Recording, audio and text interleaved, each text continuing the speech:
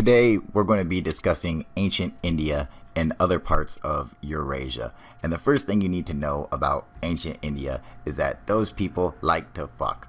All right, that's what they did. They are all about the Karma Sutra. And I mean, look at some of these chicks, dude. These chicks are freaking banging, man. I mean, look at this one. Look at her. Look at them titties. Holy shit. Let's be real, people. How'd you like to be this fucking guy right there? Yeah, that's fucking right. You know you would love it. But enough of the Karma Sutra stuff. Let's get on to the interesting stuff, like the Kalisya Temple. Now, this place is incredible. They cut this temple out of the living rock, all right? The rock that's attached to the earth. They just cut it right out from the top down and excavate it all the way around it. So, and this is what you're left with. Now, what's interesting is that I mean, the stone is so hard, all right? There's I forget who it was, but I believe it was a Muslim leader of some army or whatever that fought in India, and he ordered his entire army to destroy this temple, and his army spent a year just doing everything they can to it, just hitting it with hammers and stones and everything, and this is still what's left of it. I mean, they barely scratched the fucking thing. It was just too hard for them to destroy until finally they had to give up on it. They're just like, fuck it, It was just too strong. I mean, and that's just them not trying to be all precise, but just hitting it with shit, So I imagine the guys who actually chiseled that incredible architecture out of the rock. I mean, that's insane. Now, this is the Ajantu cave system. Now, this place is incredible, man. Cut right into the solid side of the cliff, right into the rock.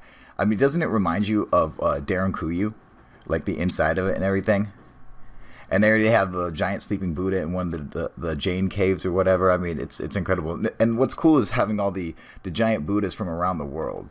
I mean, they're everywhere. You guys might not know this, but they literally are all over the planet. These giant Buddhas. This one's in China. It's one of the biggest. I mean, they have these giant Buddhas just all over the world in places you're just not even expecting. Look at the size of this one, dude. This is a sleeping Buddha.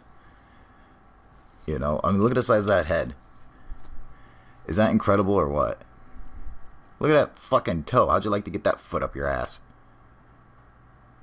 These things are so cool, man. I would love to see one of these in person. Well, why do they always do that? It's they're like, oh yeah, we need to make a giant Buddha for some reason. Let's go ahead and do that. Now, the Bamiyan Buddha, this was really sad because this was in Afghanistan. See, even Afghanistan has them. Isn't that weird? The Taliban ended up destroying the Bamiyan Buddha in 2001. How shitty is that? And the same thing's happening to the temples in Syria, too. Goddamn fundamentalist extremists, man. I mean, look at this beautiful artwork and everything. Totally gone now. Watch what they do. Just blew it up. Look at that. Is that sad or what?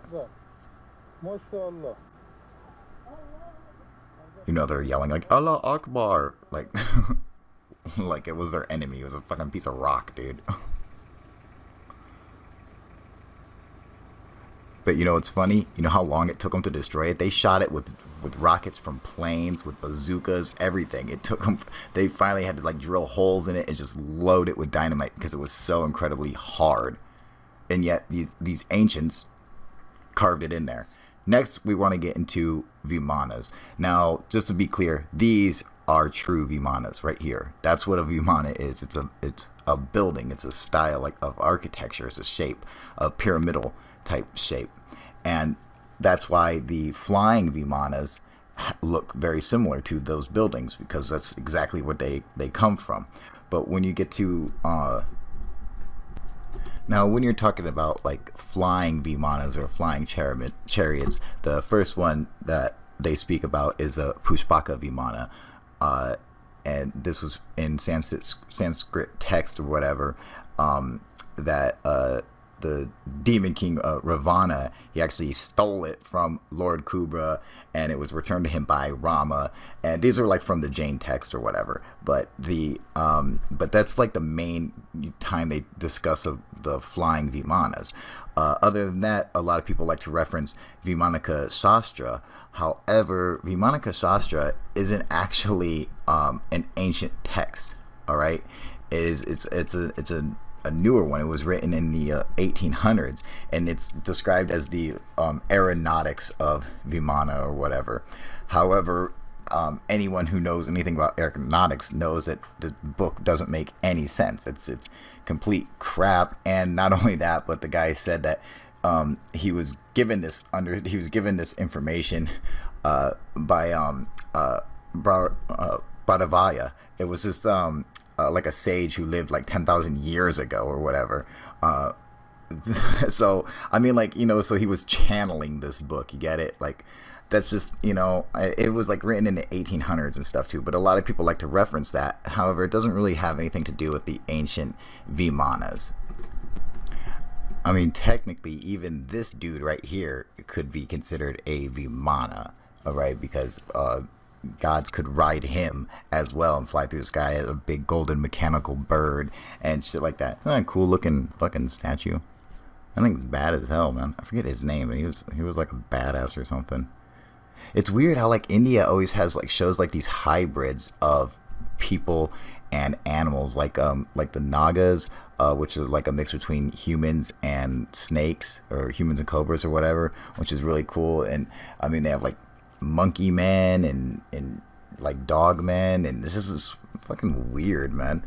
And there's also a lot of depictions of them even like having sex with animals and shit. Like it's a weird fucking culture. I mean, they like to fuck, I guess, anything apparently. Next, we come to Mohenjo-Daro, the Mound of the Dead. Now, this city was discovered in the 1960s or whatever, but it was spoken about in the Mahabharata. So, you know, thousands and thousands of years ago, supposedly a great war took place here. But what's interesting is some of the stuff that you find there. Like, they find skeletons throughout the entire, like, this one section, they're just laying in the streets. Look, some people are like holding hands and stuff.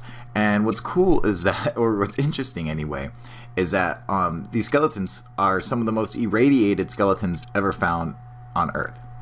Also, you find pieces of vitrification everywhere. That's where the stone has literally turned into glass because of fusion. But you know, they think that maybe there was a nuclear war or something like that. But what's interesting is that that's what it's like spoken about in the Mahabharata, where they used like the Brahma weapon, which was created by Lord Brahma, and it was supposed to be a weapon that was like as bright as 10,000 suns, and it would knock down forests and everything, and it would turn the after effects would turn people gray, and their hair and fingernails would fall out, stuff like that. What I think's cool is that if you look at some of the Sanskrit writing, it really reminds me of ancient Mesopotamia and the Sumerians. So it's like there's obviously some kind of connection there because they look so similar. But then look at that. That's from ancient India, and this is a depiction of Gilgamesh. All right, and Gilgamesh and that, you know, these Sanskrit drawings from ancient India show the same thing. This person holding two lions. Look at that. Now, when's the last time you seen a hairy elephant? I'm just gonna go ahead and say that's a mammoth. That's probably old as shit, you know. But then here's Hercules, you know, killing two lions and stuff. So there's like a parallel that you could draw between like Hercules and this warrior from ancient India and Gilgamesh, and they all like have the same kind of like look to them. Also, look at some of the Sumerian statues with the wide eyes and stuff, and people say that looks like they have some kind of relationship with gray aliens because of the big eyes. But look at this stuff found at Mohenjo-Daro. All right, now these motherfuckers look like aliens to me, but look at some of these guys and look at some other depictions. This is a drawing of an alien that was spotted in Pascagoula, all right, in a really famous encounter. I mean, look at the pointy nose and the pointy ears and things. It's so weird. It's just, you know. And then like look at these guys. Look at these eyes and shit with these big heads. These little guys with these big eyes. I mean, and this is another depiction of an alien that was actually reported. With the pointy nose and the big round eyes like that. I mean, is that crazy or what? Now, although these figurines might have some similarities between, like, this one alien, there's another civilization that has it even closer. And where's it come from? Turkey. Of course, it always fucking leads back to Turkey. What do you fucking know? A few days ago, I was supposed to have a debate with another YouTuber by the name of Coast to Ghost on the validity of Secure Team 10. And we ended up talking and bullshit and trying to set up a debate, but he was on a different time than me. I think he's like in New York time and I'm on Washington. It was really different. Then we ended up just bullshitting. Then we ended up just like talking and being cool. So he ended up just turning out to be fucking really, really cool. And he even sent me this pic. Take a look at this, you guys. Look at that. Isn't that cool? He said, wrote, Coast to Ghost, NYC. Yeah, NYC. Congrats on 3,000 UFO Kyle proof. Look at that shit, dude. And look at this fucking tattoo of his aliens and shit, dude. I'll put a little crop circle up around his forehead to make him a little UFO proof alien, dude. I'm going to go ahead and do that right now. All right. Straight up, thank you, Coast to Ghost. I appreciate it, dude. Awesome picture. Kick-ass fucking tattoo. I love it, brother. That's the shit. All right. I'd also like to give a shout out to Rain Days. We've been feuding back and forth for a while, going off, and you know, sometimes the trolls, like, you know, I end up actually really liking. So, but like, this is just funny, you know. He says, okay, first off, I don't think you are not intelligent or that you know nothing about the subject matter. And on that note, if you want to make a crusade on truth and disinformation, please do. I will be behind that 100%. Okay. And I'm just like, I just found it funny because I'm like, you know, laugh out loud. Maybe you should have looked around my channel to see what it's all about first. What if I am a crusader for the truth? Unfortunately, he obviously didn't look around my channel, or he would know I am a hardcore crusader for the truth. He probably doesn't understand why, but, you know, hopefully if he looks around at some of my videos and maybe watches my vlog or something, he'll understand why. But just to give you a shout out, Rain Days, there you go, buddy. All right, so for anyone who doesn't know, if you want to come and join my website and join us with our live chats and bullshit about UFOs and tell us your UFO stories, or, you know, basically anything UFO or ancient alien related, just come to my website. Now you can just go to my homepage right here on YouTube and click right on my website. The link will take you straight to it. Now, if you want to come and join the live chats, you have to remember you have to sign up first. You have to become a member first, which it's free, and we're not going to spam you or none of that bullshit, so no worries, all right? But after you sign up, you would go to the chat room right here. Okay, once this loads up, this has a couple different options for you to pick through when getting your camera, or if you just want to text chat, or if you just want to talk on the microphone. Either way, you don't have to be on camera if you don't want to. So just to show you real quick, you would go to go. Okay, now I'm going to go to start broadcasting. Now I'm going to choose a camera. There's me right there. Hello. So this will be the camera that I choose. Continue. Now I have a separate microphone, so I'm going to select that microphone. And then open microphone or push to talk. But I'm going to do open microphone. Bam, and there I am. Easy as pie, right?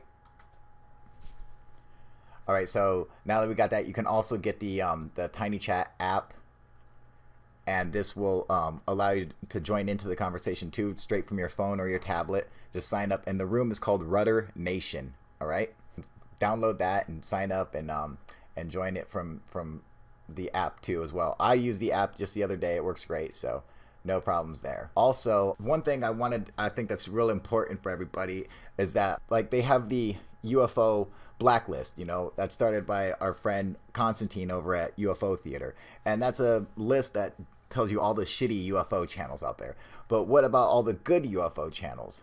So I decided that's why I'm going to start the UFO white list. What it is if you come here and suggest any UFO channel that should, you know, you think is good quality, that has, you know, good sightings, is a reliable source. You know, they're critical thinkers. They actually believe in real ufology. No bullshit. They don't post any fake UFO videos or none of that shit. That's the kind of people I'm looking for. No one who misidentifies stuff. If you can't identify it, I mean, like, if you're not able to research your own footage, then there's an issue. So no car headlights in the distance, no fake airplanes, no balloons, no planets or stars or meteorites. If you're filming that stuff and you think it's a UFO and you don't know, well, you got to learn how to do better research, all right? So we're going to try to avoid all of those channels as well. Don't be butthurt if you come and suggest a name and I don't put it on there. You know, it's not going to be a very big list because there's not that many awesome UFO channels out there. I'm not even on the list. So, but if you guys think of any, come and post it here. Let me know, and I'll go and research them and find out if they make the cut. Are they good enough for the UFO whitelist? All right, you guys. UFO proof out.